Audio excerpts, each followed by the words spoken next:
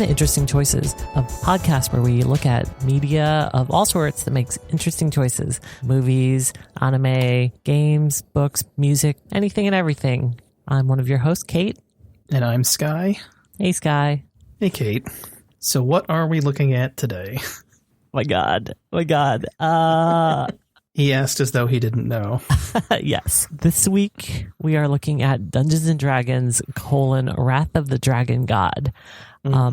The second feature film set officially in the Dungeons & Dragons universe that was made in the early 2000s. Yeah. Second of 3 total movies. Yeah, don't mistake it for a trilogy because it ain't that. But there were 3 movies, I guess. This one's set in ostensibly the same city as the first one, and the main bad guy is one of the villains from the previous movie. But honestly, if you just watch this one, you're not missing anything from the first one, other than riffraff. Yeah, the first movie, they tried. They threw money at it. It like was a quality production. Maybe it was like rough in parts, but like they tried. It felt like a feature film. Yeah, this one, they definitely tried to replace the budget with references to the actual game, which didn't help a whole lot. It still cost $12 million to make, which is wild to me. It doesn't look like it. I mean, there's a lot of scenes where I was just really brought back to the era of Hercules, The Legendary Journeys, and Xena Warrior Princess. I was going to say, this looks like the sort of thing that would be shown after those in like late night syndication. It's kind of on the quality level of something like a Legend of the Seeker. But yeah, it felt like a bad syndicated show. It has super outdated CG, like embarrassingly bad. I think there's one that didn't actually bother me all that much. But most of it was pretty terrible. Yeah. You could hold up like a paper bag with like horns on it in front of the screen and have a better experience. Yeah, the costumes and the makeup have been far outclassed by modern day cosplay, just casual cosplay. This feels like a bad LARP. Yeah. I mean, they did go through a lot of effort. I remember specifically in the behind the scenes, which I couldn't find. I'm sorry, I wanted to get that to you. But the director was like, we got some of the best new actors we could find, and we took them to Romania, and I made them read the player's handbook. I definitely got the sense that they were trying to stay as close to the original source material of the games as possible, which I appreciated. They have certain amounts of uses of the spells, and like the class roles are exactly what they are in the game. That sort of thing, but also everything else was real cheap. There's also just a ton of like little Easter eggs. If you know like some of your second ed stuff, they call out Barrier Peak and a Ghost Tower of Inverness. And I think the main bad guy, the dragon god himself, is some sort of deep lore Falazor. Sure. I couldn't find a whole lot on it, but it seemed like it. Obad High is not an actual god, but it's a god from third ed, as far as I know. That being said, as far as the writing and the performances go, they weren't terrible. Like, people were trying.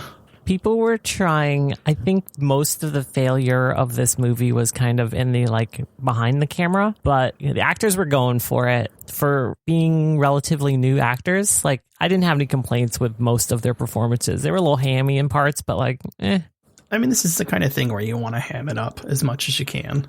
Yeah. And then Bruce Payne returning as Damodar from the first movie is just eating entire sections of scenery when he's on screen. Yeah, it's pretty amazing. Unfortunately, most of the scenes he's in, he has to act opposite these super rubbery mask people that just like you feel secondhand embarrassment for him every time he's on the screen, just standing next to and monologuing at these like liches, or I don't even know what half of them are. There's the lich, his manservant guy is supposed to be a half orc. I specifically remember that from the behind the scenes thing too. The director was particularly proud of, like, the script didn't say what it had to be. So it's like, well, let's just make him a half orc. It's like, sure, throw some more prosthetics onto this mess.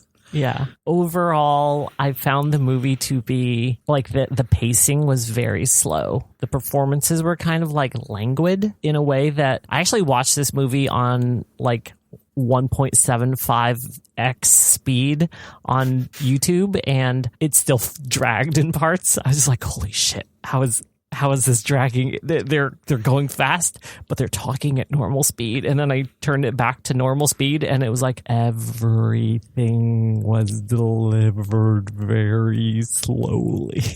I mean, it definitely has its moments, all things considered. Oh, don't get me wrong. I enjoyed the hell out of this. Like, yeah. Holy shit. There were parts where I was just like slapping my knees and just like clapping out loud at how ridiculous it was. This is full of interesting choices. And it's one of not a lot of movies that makes a lot of use of the background when there are two characters or something in the foreground. There's a lot of scenes where something's happening that's important in the background and you kind of have to notice it. Mm-hmm. And that could be a good thing or a bad thing, but they do a good job of drawing your attention to that while stuff's going on in the foreground. Yeah.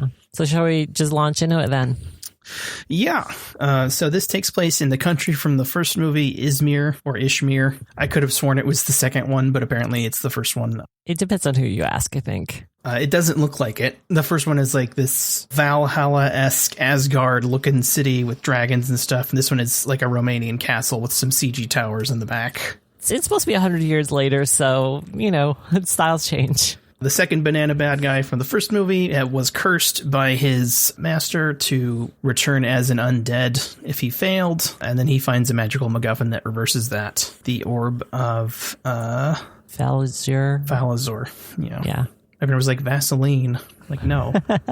That's not right at all. So the opening of this movie is this like big rubbery, like you can't really tell what he is exactly. He just like looks like he has all these marks on his face. He looks like he died of an allergic reaction to bee stings.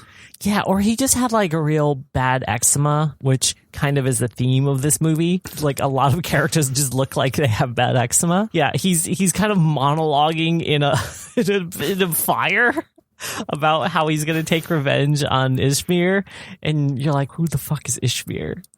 Why is he taking revenge? But that's fine. But then he turns into a bald man. Bruce Payne. He turns into Bruce Payne. With the help of this orb that he found. And he's like, well, I've got this magical orb now, and I've reversed my curse, and now I'm going to take revenge on the city.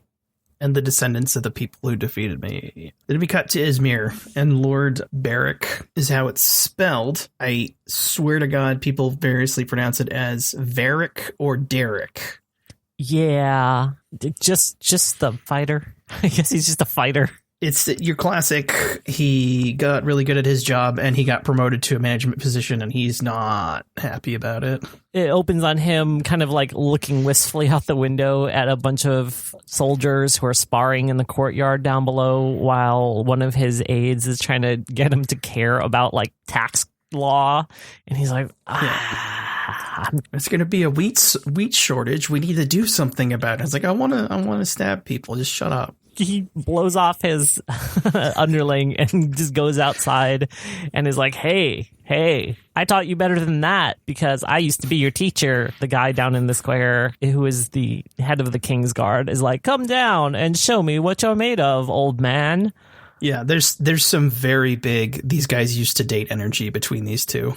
Mm-hmm, definitely. There are a lot of like super gay vibes there, and I'm here for it. But of course, they have a duel filled with a lot of sexual tension and shaky cam. Yeah, so this duel was super hard to parse. Yeah, I got a little headachy. There were a lot of like close-in zooms of people's arms or like a part of their leg or a pauldron or something, and you're like, I don't know what's going on, but I guess our dude is winning, I guess. Yeah, there's a lot of stage fighting, I guess you'd call it, until Beric is disarmed, and then he does the run up the wall thing, flips over, and then uses his student's sword against him, puts it up against his neck. He's like, I win. Yep. And then his boy's like, nah, I cut off your feather. Yeah. He shows him the like plume on Barrick's helmet that he had severed, and he's like, "This could have been your head. I just, I respect you, and I didn't want to embarrass you in front of my dudes. So that's why I dismissed these dudes before I told you how much I let you in." Yeah. And he's like, "Oh, I'll always remember this last lesson. Everyone needs to know when to quit." Varric's secondary title is probably local white man doesn't know when to knock it off.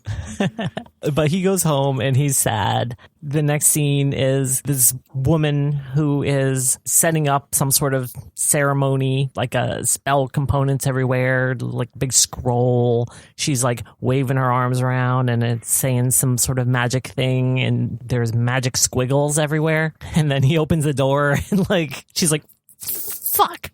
Come on, man. I'm magic in here." And he's like, "Oh, sorry." Yeah. And we get like one of my favorite but very rarely used tropes, or if it's even a trope in a movie, where it's just a couple and they're good together and they love each other and their relationship isn't central to the story and there's no conflict for them to resolve between each other. They're just a married couple who's happy. Yeah, they're happy and they're both competent in their realms, and they go off and use those competencies in order to benefit the world. Like, nobody's a damsel in distress. Exactly. Nobody's, relying on the other one to save them. And it's just like, there are complications, but I like that, what's her head? Melora. Yeah, Melora is a strong character in her own right, who actually like has ambitions and goals and is doing things. They actually set those two characters up so well in the beginning of this movie in like a very short amount of time compared to a lot of other films that never give this much character development in like 2 hours of runtime. Just some really adorable married couple banter. She was attempting to cast divine magic, and we get some exposition about the game where there's two kinds of magic, divine and arcane. She figures if she can be able to work some kind of divine magic, then she'll get a spot on the Mages Council. So she tries again. She's trying to cast a mend spell on a pair of leather gloves, and they burst into flames. It's pretty hilarious for everyone involved. He doesn't seem bothered by this. She's like, "Oh, shucks."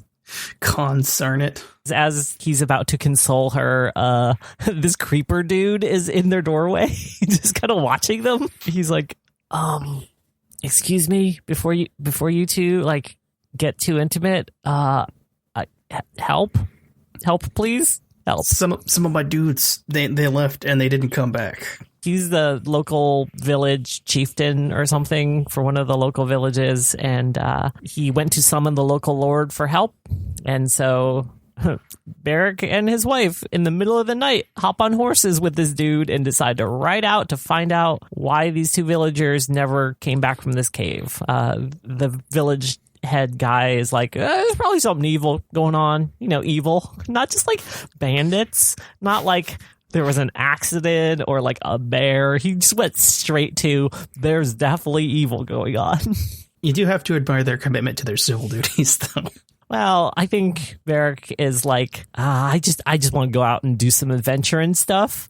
Yeah. And I'm tired of being inside. And she's like, "I just need to get out of the house because like the stench of failure is wafting all over me."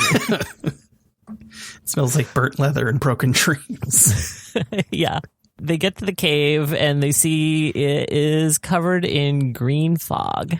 Some halfway decent CG fog. Barrick immediately identifies it as poison gas, and Melora casts gusts of wind to blow it all away, and we get a big old empty cave full of corpses against the walls, and a couple little holes in the wall just ploofing out gas. And Barrick realizes those aren't holes in the wall, those are nostrils. That's a sleeping dragon. And he proves this by going over to something that looks like a giant eye, opening the eyelid and being like, "Yo, look, it's a sleeping dragon." and sure, it's a good visual way to do it, but don't wake the sleeping dragon. But yeah, appropriately freaked out, he tells the villagers to evacuate, and these two are going to return back to their home to do some research. Yeah, and they get the briefcase full of books, and they're from an ancient civilization called the, what is it? Turians? Tarians? Terranians? Terranians. I always substituted terrariums every time they said it, so it's fine. We can call them terrariums. I guess they had these books, and Barrick, whatever his name, Fighter-Man, mentioned while they were in the cave that he'd seen some symbols during a previous mission that implied that this dragon would be sleeping here, which is why he knew the dragon was there, and that the symbols linked back to this sort of precursor race, the Terrarians. They try to read the books. They can't read the hieroglyphics. Melora tries to cast, vision, something, ill-advised magic, which catches the attention of Damodar, who's like, hey, how about no? She gets a vision of Damodar and his orb, but then through the orb, he steals her hair somehow. He just rips a chunk of it out. Like, there's a bloody piece of scalp on her head where it came off of. Yeah, this is gonna sound weird. Did they rip this off for Star Wars episode, whatever it is, 9? I don't know. I honestly doubt it. It's kind of that thing though, like, you know, we're sharing a vision, and then I can reach through my vision in order to for more take efficient things creeping. from you. Yeah, but yeah, he steals a chunk of her hair in order to do ill tidings with it. You find out later she's been cursed with the same kind of curse that he had. She's going to slowly rot and die and then come back as an undead. We don't know that just yet. She comes out of the vision. She's sitting on the floor, and we get a slow zoom out. And according to Barrick, she screamed and the table exploded. And we get a zoom out to see the remnants of the table. Something happened to merge the books together, I think. They sort of fell in such a way there's like a brass triangles from the outside corners going to a midpoint, and when they're sort of arranged, those triangles form a square, and then when the sunlight hit them, they merged into the Book of the Avatar, which they can suddenly now read. I guess the next morning, a bunch of old white dudes just burst into their house. These people need locks on their doors. Well, I think they were in the library, and they were like up all night doing research, and they fell asleep in the library, which was honestly kind of adorable. Then Chief Counselor Orangutan Staff comes in. And they're like, hello. Hello. Why have you summoned us? Are you even sure? They imply that she is maybe so power hungry and ambitious that she is making up these lies about this dragon in order to summon them. Eric's like, nah, I seen it, bro. She shows him the book, which is apparently called the Libra. It talks about the Terranians and how they wielded all 4 elements of magic, which, you know, everyone can do in this book. But apparently they did it really, really, really, really good. And they did it so good, they refused to give tribute to Falazor. And in retaliation, he tried to kill them all, but they gathered their most powerful mages and managed to seal him away and separate him from his godly power, which is what the orb is, and they have until the next new moon before he wakes up. And that's when we get the band together. I forgot exactly what they do, but the Council of Mages does something to actually get the attention of Damodar. Oh, they tried to do a divination to find the orb. They all put hands on everyone's shoulders and hover over the book, and then they get a black and white filter pasted over them for a couple seconds, and it's painful. And then they're like, oh, right. Yes, okay, you're not lying. There is an orb. There is a dude. I guess there's a dragon. We don't know. Well, it's great because they do that, and then there's like a solid 2 or 3 minute exposition where he reiterates his plans for killing them all. Yeah, he's bad at hiding his plans. He's just very villain of the week. But that's fine, because now they know who their enemy is. They know what they need to take him out, and they got a plan. Mm-hmm. And the king asks Barrick to, well, he summons him there, and for a brief second, Barrick's like, you got to send me. It's going to be like 3 days before the other guy gets back. You got to send me in, coach. And he's like, I was going to send you in. Calm your tits. Yeah. I brought you here so you could pick your team.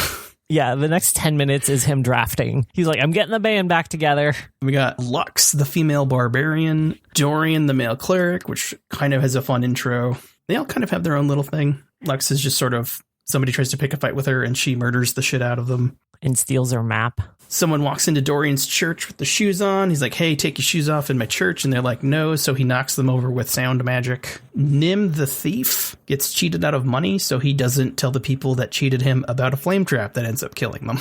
And then there is some elf wizard, Ormeline, who is just hanging out on her island and being mocked by the locals. Yeah, she's a level 9 wizard. One of the special features was Gary Gygax going over the characters and saying, okay, this is their class and level. That man. Yeah. They get them all together and they're like, all right, we're just going to go find the vault of Malik, who worships the demon Jubilex. Yeah. Who was gifted a magical scrying pool known as the Pool of Sight, which then we can use to figure out where Damodar is, and then our wizard can teleport us there because she can only teleport to places she's seen. Otherwise, you'll telefrag. They sort of foreshadow that by telling the true end of Malik. But yeah, it's a whole lot of fantasy jibjaw. Here's a MacGuffin that we have to go to get in order to go get our main MacGuffin. We have to go on this side MacGuffin. But in order to find the vault, they have to go to a goblin village first. But apparently Malik was fond of teleporting into people's homes, stealing virgins, and then sacrificing them. But the scrying pool that he had a flaw, and the popular end of the story is that he was caught, killed, and dipped in acid. But when really what happened was he teleported into a wall. So there's a risk with that scrying pool that 1 in 100 times it might give you the wrong info and you might telefrag.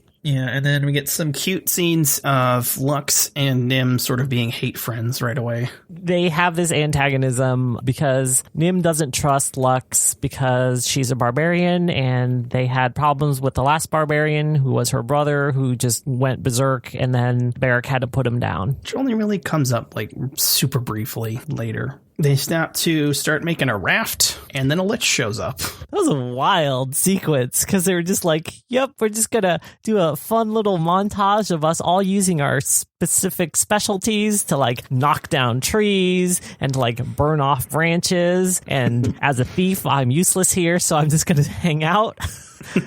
There's a bit of fun character conflict there, but just as the raft is getting finished, Beric hears a cry of distress in the woods from the cleric.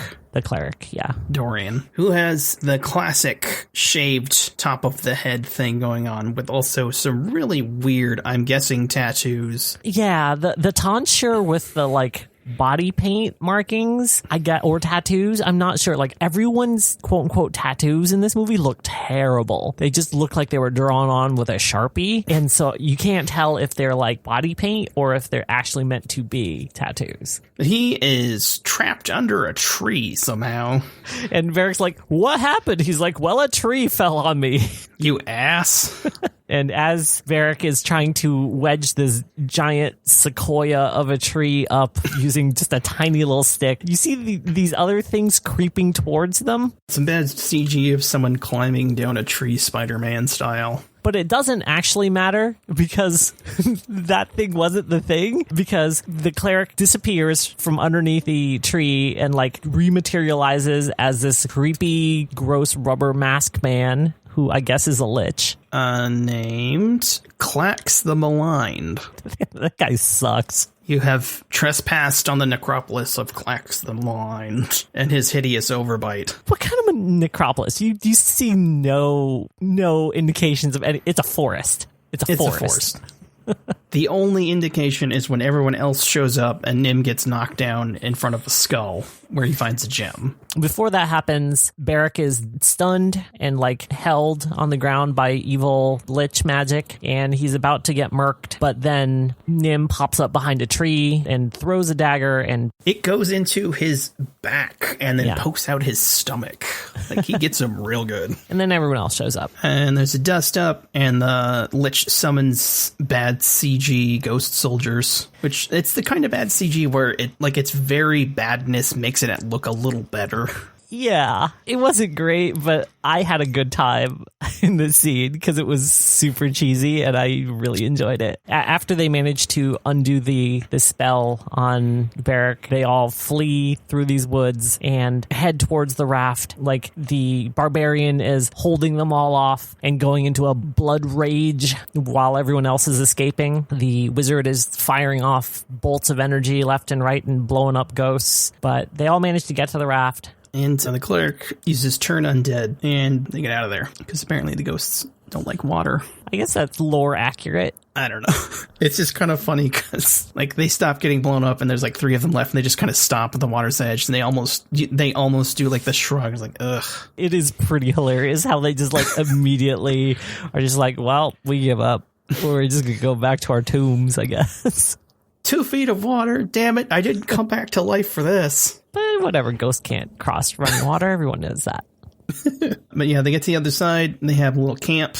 Lux gives Nim her knife because his is still inside of the lich, as she says. And the party starts to bond a little bit, and it's nice. Mm-hmm. And then there's like a cut to Damodar's throne room, I guess. And he and his half-orc are just like hanging out, talking about evil stuff. I think that might actually be the second cut to that, because there's one I definitely remember that was really weird, and they never bring it up or explain anything, where Damodar's just butt-chugging elf blood. Yeah. Yes, there's a lot of, like, I guess, like, low-rent Voldemort type stuff going on with him. Yeah. You can occasionally get, like, little vignettes of Damodar hanging out in his throne room, and they're all pretty hilarious. Just being evil. Yeah, Bruce Payne's great, but he doesn't have much to work with, so he goes for it. Yeah. As soon as he's on screen, his foot's on the accelerator. But yeah, they're hanging out, and then, like, a squiggly cloud appears in their throne room, and presto, it's the Lich. They have the 2 bad guys stand off and like, I could kick your ass. And like, no, I got the orb. I could kick your ass. They're not very friendly at first, but he's like, but what? But what if I join you and give you information about these adventurers that are coming to get you? But there's no, like, loyalty there. He's just like, we're slightly aligned for now. Bruce Payne's got a great line about, well, the Lich is like, 5 champions are coming to take the orb. And then Bruce Payne's like, more like 5 field mice. It's like a whole miniature monologue about how the heroes are nothing. Mm-hmm. There's so much great scenery chewing. If I remember, I will see if I can chop it out and put it into here. Oh my god. Lord Damodar, a quest has set out from Ishmir. 5 champions sail towards the goblins of Kirtle. 5 champions, you say? More like 5 field mice unaware the hawk's shadow has fallen on their backs. Let them think in their ignorance that Ishmir still has hope. It'll make it all the sweeter when they are torn to pieces. Back in Izmir, Melora is hanging out with all of the mages, and they're all trying to figure out a way to do something with the orb. I'm not entirely sure. I figured if they're trying to decode the book or find more hidden knowledge. All I remember is that she summons a magmin, which is like a kind of elemental from D&D, and it proceeds to light a bunch of people and things on fire. That scene was so great. At this point, she's been cursed, and you could see every time she's on the screen, she's getting worse and worse, and you see her legs are starting to like turn kind of green and scaly. Her skin's starting to peel. Yeah, her skin's flaking off. Again, the eczema, just constant. But she's looking real bad. She's super sweaty, but all the other wizards or the mages are like hanging out, and they're like, yeah, we're doing our research. And she's like, I've got an idea. I'll summon this magman and we'll ask it about the old dudes. Because that's how that works. The head mage is like, girl, that's a bad idea. Like, A, it won't tell you much because it's pretty stupid. And B, they're hard to control. So what are you doing? And she's like, no, I got this. I got this. And he's like, all right. And she summons it, immediately passes out. It goes rampant. And then, yeah, all the people just start catching on fire. All these scrolls catch on fire. Everything catches on fire. Imagine, if you will, a very poorly CGI'd toddler made out of rock and lava running around screaming, light it on fire, and touching everything and everyone. It's super good. It is only stopped when the head mage guy uses his like weird monkey head staff. Yeah, his orangutan staff to shoot a torrent of water, and this thing just screams in pain, like a horrifying scream as it's like put out. It's such a good scene. Oh my god. Like I died laughing watching this whole sequence just because I was like, what is going on? This is amazing. That monster thing had the exact same energy as an over-sugared kid at a, like at a grocery store running around knocking cereal boxes off. It's the exact same energy, the exact same kind of movement. It's super good. But she passes out and they take care of this thing. The next scene you see is the back room of like cleric's house, I guess. You see someone carrying like a severed foot. Yeah, and there's like bloody rags and stuff. And then there's a guy in a robe talking to the head mage Oberon. And you sort of get the sense that, yeah, this is their doctor's office because it's the bad news whisper right next to the patient. It's up to the head mage to break it to her that she is cursed and dying. And anytime she uses magic, it'll just make it worse. And she's like super upset about it. Her contouring has gotten very ashy and gray. It's great because like they're 2 feet away from her and he's just like, I see. And then he walks over to her and he's like, you're dying. That's what we get. It's a lot. Back over in Adventure Party Land, they end up at the Goblin Village, I think? Yeah, the Goblin Village. It had a name that I don't remember. It was actually kind of fun to say, which makes me sad. But it has been wrecked to shit, and there are no goblins. 0 goblins, because they did not want to pay to animate goblins. Or have actors who were going to play corpses, I guess. I don't know. The makeup would have been too expensive, so it's just better that they all disappear. But they find the hut. It's a raised hut. Off the ground. I mean, they all are, the ones that aren't wrecked. But yeah, Barrick just points at one. He's like, this one looks like the shaman's hut. If there's anything about the vault of Malak, it'll be in there. They go into the hut. The shaman has like a canopy bed covered with leaves and some pelts. Mm-hmm. And there's a bunch of crap on the walls. And the elf casts detect magic. And we get a neat little look at, all the magic stuff that the party has. Like you can see it glow for a second. They just find a magic ring and a little tiki they smash. And there's a couple hidden compartments on the walls that ultimately contain nothing. But then Nim finds another secret compartment on the bed with a chest in it. Instead of opening the chest, he rigs up some pulley system and then has everyone step back as he has the barbarian haul the chest up. Yeah, he's got this whole, now you're all going to see what would have happened if I wasn't here. And so she pulls it up and then spear sword things shoot up from the bed. There's a map, and then as soon as they see that they got what they came for, they start seeing icicles come down from the ceiling, and they're like, oh no. A white dragon has shown up. A badly CGI'd white dragon.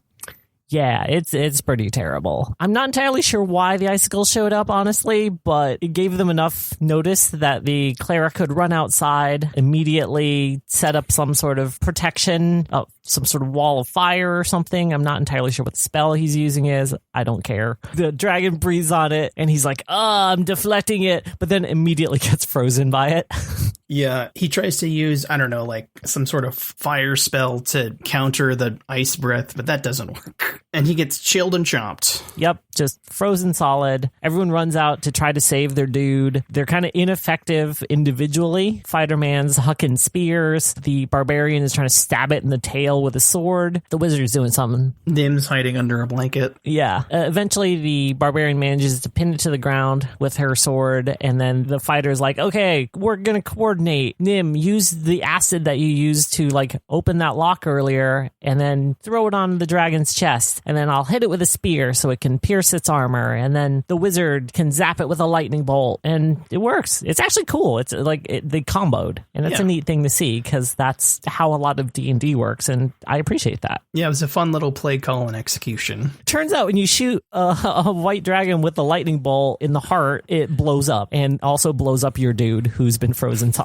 Yeah, and I couldn't find anything on it, and it was really hard to tell, but it looked like when everyone dove for the effect from the explosion, that in order to get gore effects from the dragon, they threw frozen chunks of meat on them.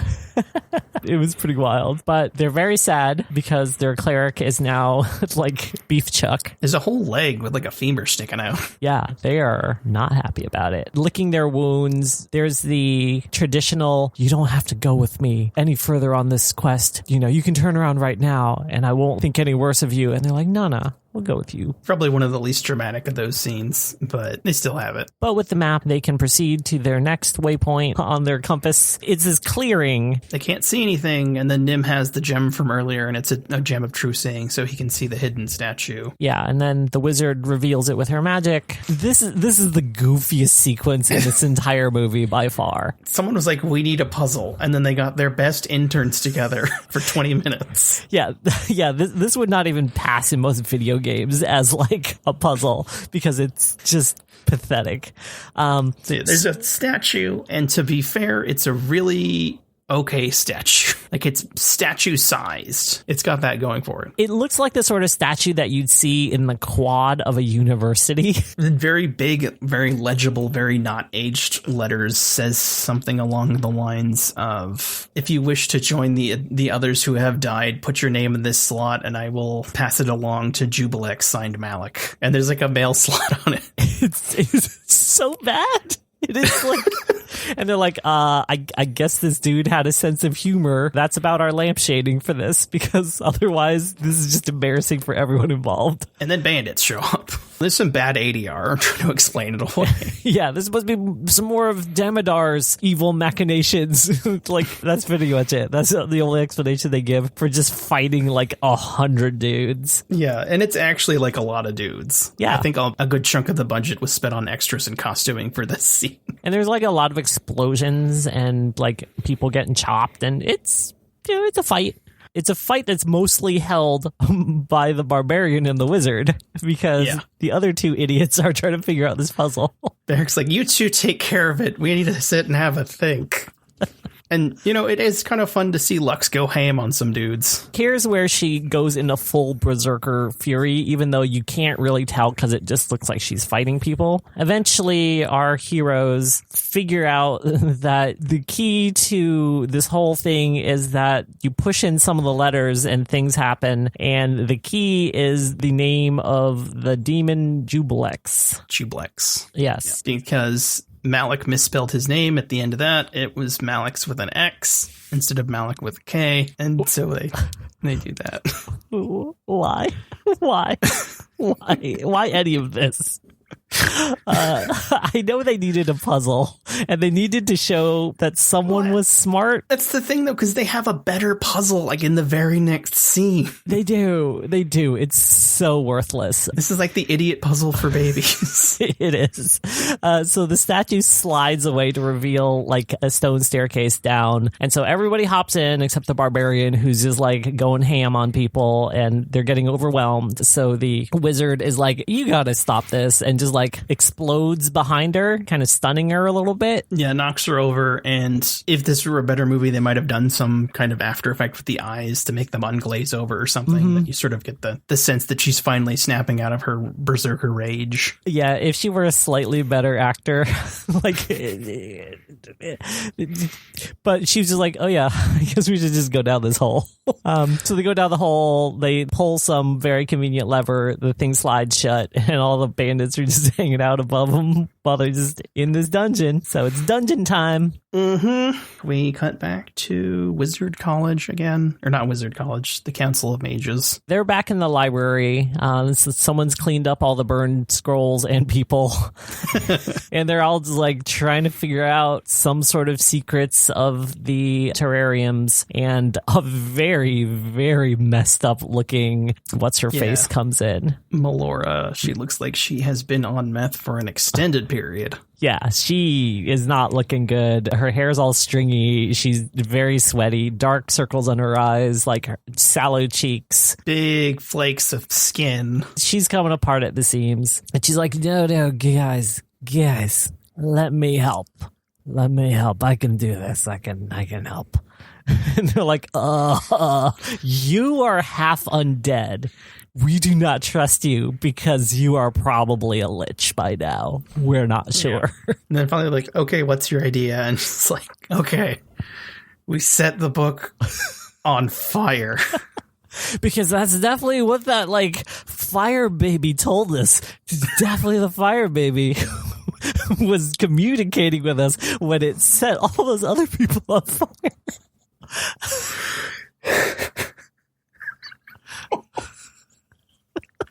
Oh, man. I think there's some offhanded line about it saying it in the book, too, but I don't remember. Yeah. So the head mage is like, I mean, I want to believe you because you're like my brightest student and I've been hard on you because I wanted to make sure that like you could succeed me, but you're also asking to burn this one-of-a-kind Forerunner book. And then someone else is like, yo, she's definitely corrupted by evil. She's definitely corrupted by evil. And they're like, are you corrupted by evil? Let me take your pulse. You have a pulse. You're fine. She's like, nah, I'm super good, guys. She's like, no, my heart's fine. My heart's fine. We should definitely set it on fire. And they're like, oh, okay, let's do it.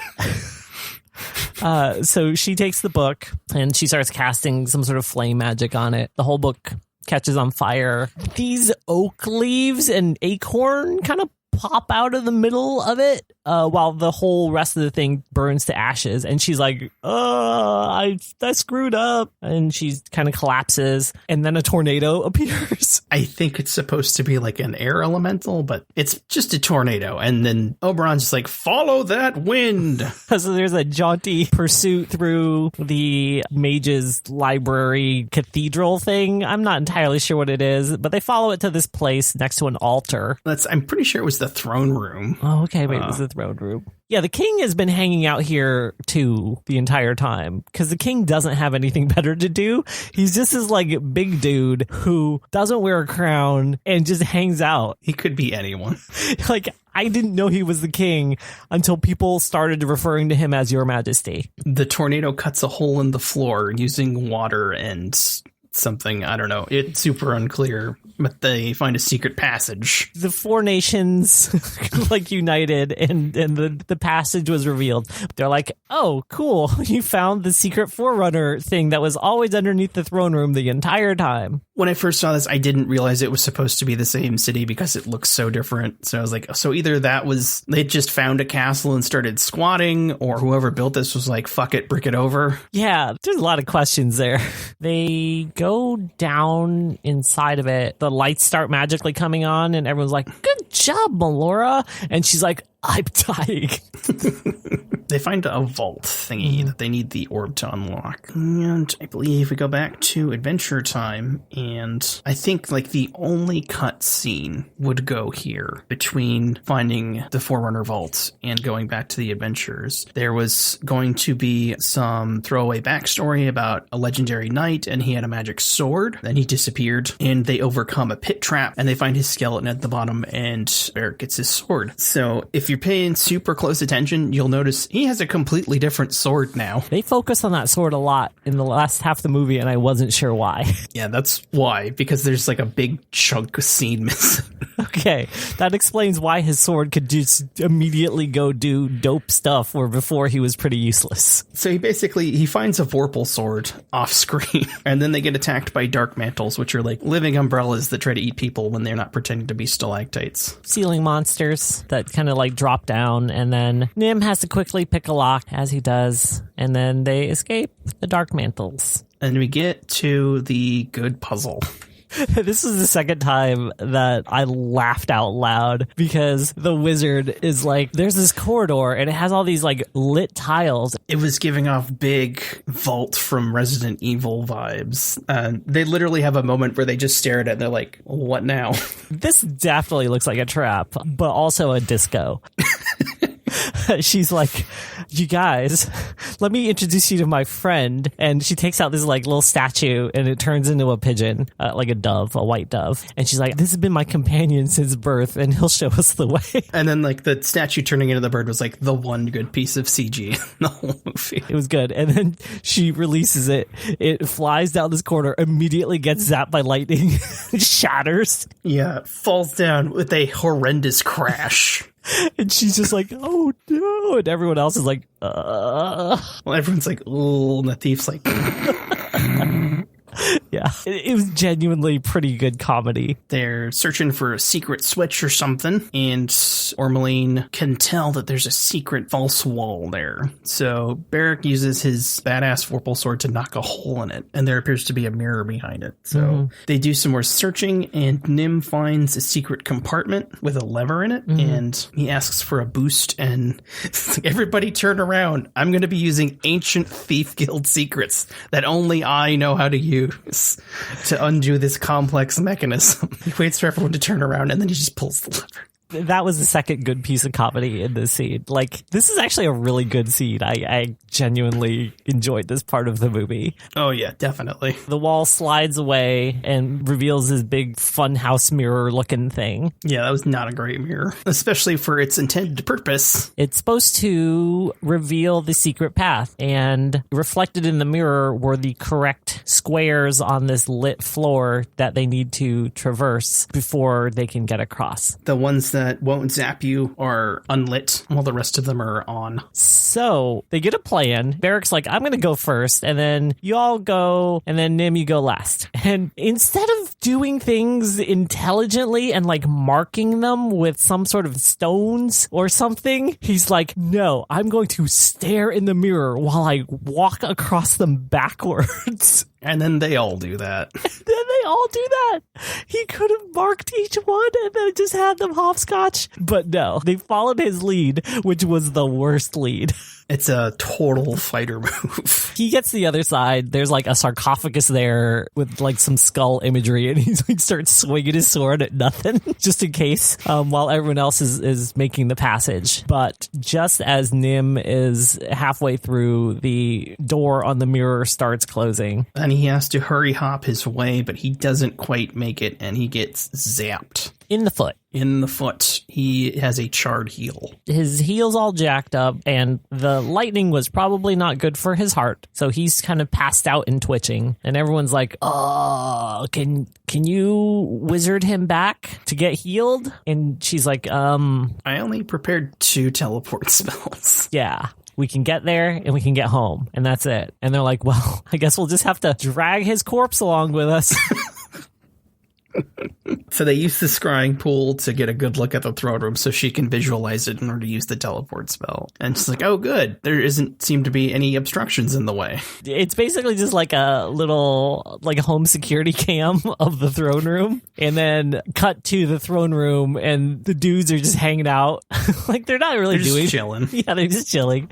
And then it takes forever for this teleport to happen. So the villains are like, clearly something's happening here. Yeah, Damodar hears something, turns around, and it's still happening. Before it's done, you hear a very loud scream from a woman and a grunt from a man. The camera like turns to see them. The party is there, but only 2 of them are standing, really. Yeah, Ormeline has teleported herself such that her arm is now one with a pillar. She has telefragged her arm, so she's in a lot of pain. She's sweating real bad, is useless at this point. Nyx is kind of awake, but sweating and in profuse pain, like slumped up against a statue. That's Nim. Yeah, no, I was thinking of the game Nyx, which I think is about a goblin thief or something. Yeah. They make a mad run for the orb.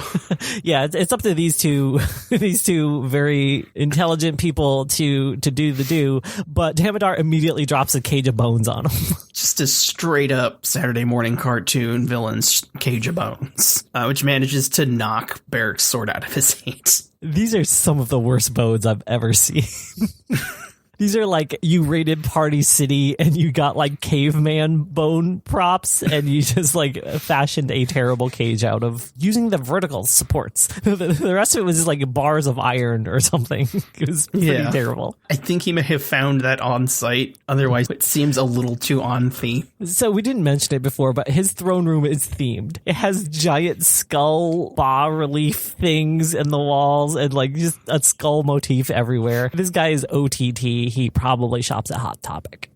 And there's some banter. I don't remember. Ormeline is like half dead, but she casts a spell to stun. Like she throws a big runic sheep head thing. Oh yeah, the ring they found was if you're a D&D nerd, it's a ring of the ram. But yeah, she shoots an energy blast out of the ring, essentially. It stuns Damodar long enough for Beric to kick the sword up into his hand. He uses it to cut the cage of bones, and I guess he severs Damodar's hand. He like cuts the hand with the orb clean off. Yeah, he slices it clean off because it's a Vorpal sword, which is D&D's equivalent of a lightsaber. And then he's like, you go take care of them and I'll get the orb. And then they do that. Lux scoops up the orb. Beric takes his sweet time chopping up the half-orc guy. They dispatch all of the villains. Damodar runs off because he's pretty useless at this point. Yeah. They're left with the orb, but 2 injured party members, and it's time for Ormeline's heroic sacrifice. She can get them home, but she can't go with them. And then Beric's just like, no, wait. Yeah, and then just I'll chop off your arm. Yeah, just about as when she's going to teleport them, he just hacks off her arm, and he's like, sorry, oops. But take us to the healing cleric temple. The medics run out and they're like, these 2 people saved the kingdom, so you need to save them. And then they get some horses and they're like, we need to ride to Izmir. Well, they're about to, and then some demons almost start attacking, and Beric bequeaths his Vorpal sword unto Lux, and she tells him to GTFO. Nothing actually is happening. It's just a big swirly energy vortex. You hear monster noises, but you don't see a whole lot. No. He hops on his horse and it's holding the orb like a football, like rides off, and she's squaring off against these like gargoyle things, I guess. Yeah, some bad CG gargoyle guys. She is overwhelmed. She loses her sword, and then the last we see of her is her getting mauled by some sort of gargoyle thing. But Beric makes it back. He gets the orb to his zombie wife, and they manage to open the Forerunner vault with it. Yes. But we're going to pause here, rewind to a scene. Oh, God, right. With the head mage who, after Melora discovered the Forerunner vault, He's taking a bath. He's taking a bath. He's just like full nude in this like copper basin tub. His servant is pouring water in there. He's just like just swishing around, reading a book. And he's like, boy, that Melora, she's great. Isn't she great? I'm glad I believed in her because she'll make a great head mage because I believe in her and she's great. And then I sure am going to make it to the end of this movie. He dismisses his servant who then goes into the background, and then you see like a commotion happen in the background, and then the servant gets tackled, and then you can see him being dragged across the floor in the background. Yeah, cut back to the head mage, and he's just like, yeah, everything's going to be okay. It's definitely not bad stuff happening. Yeah, no, he calls his servant's name, and then you cut to evil eyes dragging the servant under the bed with him clawing at the floor. I 100% thought that was going to be Melora, and I was like, damn, they went there. They did not go there. No. Because when Beric arrives in the capital of Izmir, everybody's there. Melora's there, head mage is there, the king's there for some reason. All of the king's guard has returned, and they're like all taking up positions to defend the place. Things look good. Reunited with his zombie wife, they make their way down into the Forerunner tomb vault thing. Yeah, the terrarium vault. And they just sort of put the orb in the center. There's a circle-shaped hole, and it just goes there, and then it lights up and then disappears, and then falls on the ground and rolls away. And then everyone forgets about it. They 100% forget about it. And then Beric and his lady are like there trying to figure some stuff out. And then in the background, you can see the head mage is going to bend down, pick up the orb, and just start walking out. Yeah. And then there's a big explosion. Everybody's dead, except for our heroes. They look back at the way they came, and the hallway is strewn with bodies. King's guard, mages, the king himself, dead. Everybody's dead. There's a trail of corpses that they end up following out. Beric does. His wife stays behind back in the chamber. Like, guards are hung up on posts. It's just carnage. It's wonderful. Turns out that Clax the Maligned killed Oberon and took his shape. It was the Lich the whole time. Old man lich. But he's like, thanks for this. Yoink. And he just like pieces out. Turns into a gargoyle and flies away. Later, nerds. And then returns the orb back to Damodar, who's like, well, cool. Thanks for this. Better summon a dragon god now. They summon the dragon god. The mountain explodes, and this big CG dragon comes out of it. It's all messed up. It doesn't look very good. It doesn't quite look like the fake dragon head they had in the cave. Yeah, this one's all kind of fucked up. It almost looks like an undead dragon, but it like crashes through the throne room and is like, yo, hello. Give me the orb. I'm here. And Damodar's like, I ask you one thing. Let me witness the destruction of Izmir, and then let me rule over its ashes as your servant, or whatever. And he's like, okay. Yeah, all right. But also give me 100 sacrifices every full moon or whatever. Yeah, he says new moon, but the distortion they used almost made it sound like he said for every newborn. I'm like, oh, what? Yeah, those numbers don't work out, but that's fine. But yeah, Damodar's cool with this. He's like, yes, my dragon god's on the prowl. Now I'm the Dark Lord. He and Licho decide to ride for Izmir. So yeah, this was filmed at a real Romanian historical site, castle. I don't know which one, I don't remember, and I couldn't find the behind the scenes to get the name of it. But you get the sense that it was, and that they did not get permission to blow anything up, because when the dragon attacks, it specifically and pretty much exclusively blows up merchant stalls. The carnage in the city is, I mean, there are lots of explosions. You see a lot of people jumping through the air. There's like fire and smoke and debris. Like, it's carnage, but he doesn't attack any of the towers or any of the walls. It's just small businesses. It's like the Walmart of dragons. Yeah. Melora's like, oh no, we're fucked. Barrick's like, yep.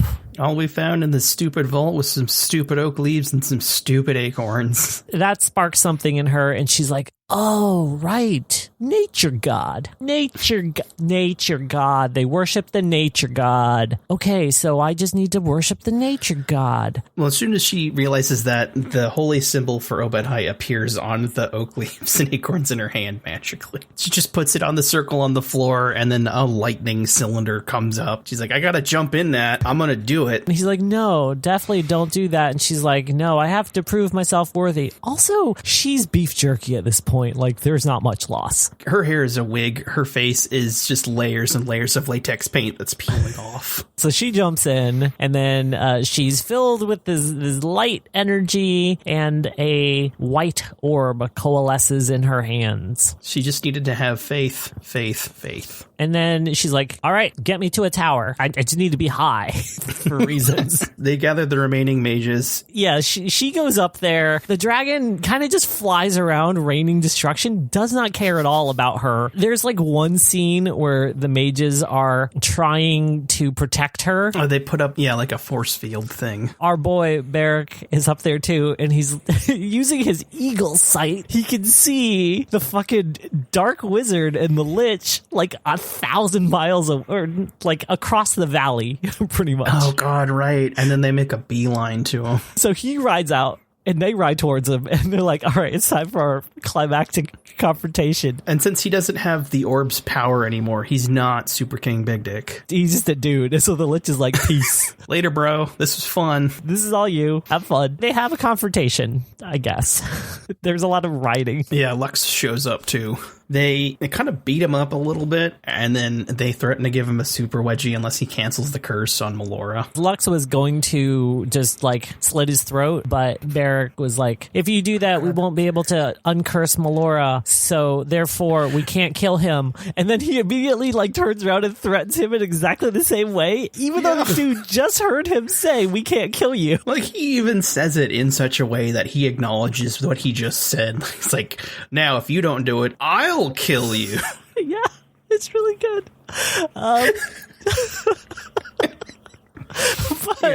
But this dude's like, okay, whatever.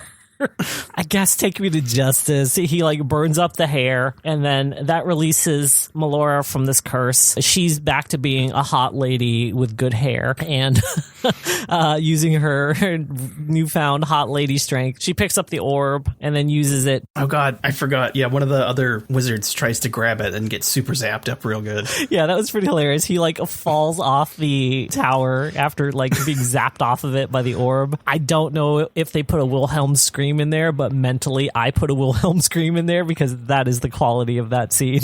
Yeah. She gets up there and then uses the power of the orb to fuck up this dragon somehow. I don't really remember what happened, even though I just watched it. All I know is that the dragon ends up getting zapped by white light and then falls into a lake. Yeah, I don't recall.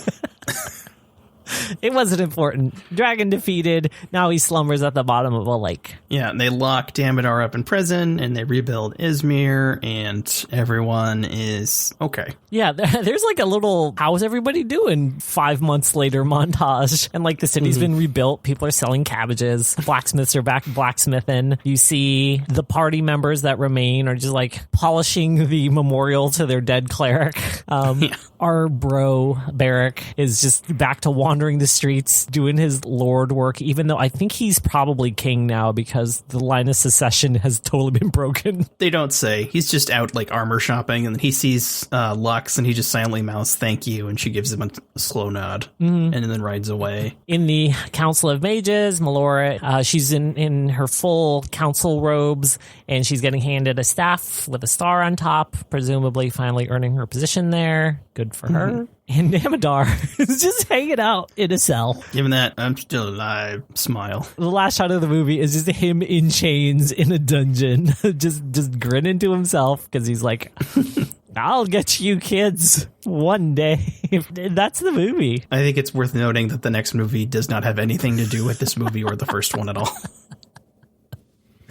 Oh my gosh. But yeah, roll credits. I don't know if there was a post-credit scene. The version I watched on YouTube cut off mid-credits. So. There is no mention of any sort of post-credit scene in the Wikipedia page, so I'm willing to believe there's not. Yeah. I thoroughly enjoyed this movie, even though it felt really long at parts. But when it was good, it was pretty good. It's so much fun. If you're watching it on YouTube, I recommend watching it at least 1.5x. I wish I still had the DVD copy of this, but apparently there's a commentary track spoken by some of the iconic characters that they made for 3rd edition. That is hilarious. I wish I could hear it. This movie was not well received. As we mentioned before, it was made on a budget of $12 million, and it made $1.7 million at the box office. It almost made back 2/10 of its budget. Yeah. It's this movie is not good, but it is. There are some movies that are good to watch while you are inebriated. There are some movies that you watch that make you feel slightly drunk while you are watching them. This is one of those latter movies. I think it would probably be a lot of fun if you were drunk or high, but I felt just giddy like half the film just because I was like, what is going on here? This is amazing. It's bad, but it's the fun bad. It was a good change of pace from some of the bad movies we've seen. This is a good time. It's like if you're not taking it seriously, it's a great time. If you're also just looking for Easter eggs, that's also pretty fun. I have a feeling there are going to be people out there who are going to be a little too pedantic and maybe not have as much fun with this, but they're also probably the people who didn't enjoy the first one too much either. So yeah, we didn't talk too much about the first one other than it had Ray Liotta. I think we mentioned in a previous podcast. That was it Ray Liotta? Dungeon Siege. Oh, Dungeon. You're right. Jeremy Irons is in the first one.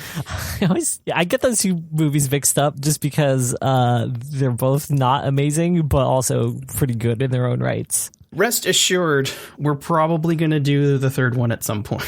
Yeah. It's on the list. It's definitely something I'm looking forward to if this one's an indication of where this franchise went. The first one got a theatrical release. This one was released theatrically, but was made for TV. And the third one was released straight to DVD and premiered on the Sci-Fi Channel, just to give you an idea of the steps down occurring here. What an arc. I don't really have much else to say about this movie. Like, I enjoyed it. I had a great time. It's free on YouTube. If you got a 6-pack and some friends on a video chat or something, go for it. Absolutely. It definitely feels like someone's fan movie of a LARP they went to, but in the best way possible. Yeah.